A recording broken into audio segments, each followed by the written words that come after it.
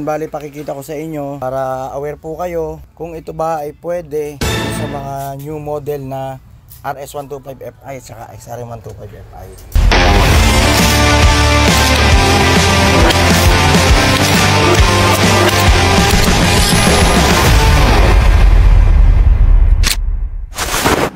Yan, so yun mga idol, magandang araw.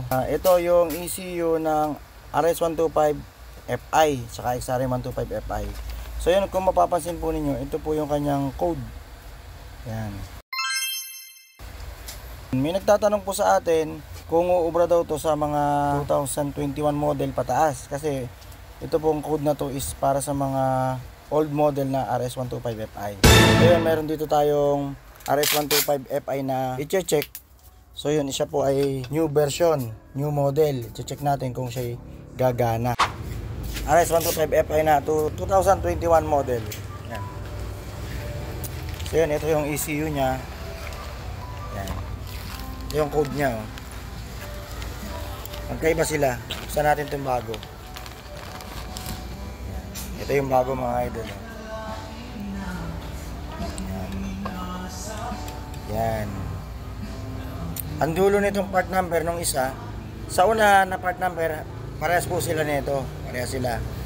38770 kpg. Ito, ganun din. 38770 kpg. Sa dulo lang sila magkaiba, H21 pH. Itong isa naman, H01 pH. So yun, kakalasin natin to. Check natin kung gagana to dito sa ating motor.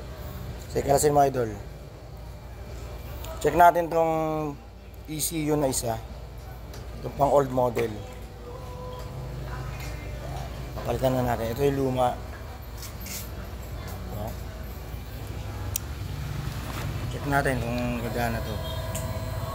Okay, sige nga, try natin. O yun, idol.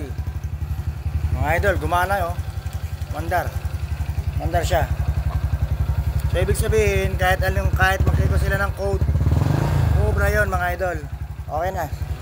Stop mo na. Okay, yun. So yun mga idol, ibig sabihin, kahit iba yung code, aandar yan. Basta pang RS125Fi or XRM125Fi. So yun mga idol, for awareness and confirmation lang para sa mga nagtatanong at hindi alam. Ito po, confirm na po natin na gumagana po yung ECU na para sa old model kung ikakabit natin sa mga new model. Alright, so yun, kung umabot kayo sa punto ng video ito at may natutunan ka, paki-like and share naman at paki-follow na rin para masaya. Big shoutout nga pala sa mga idol ko na palaging nanonood.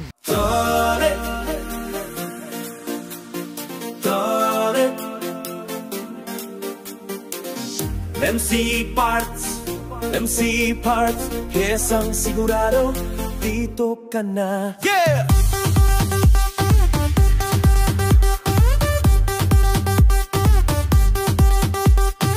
Hanap mo ba'y matibay na pyesa? Honda, Suzuki, Yamaha pa. Genuine at original, walang duda. Sa Tolits MC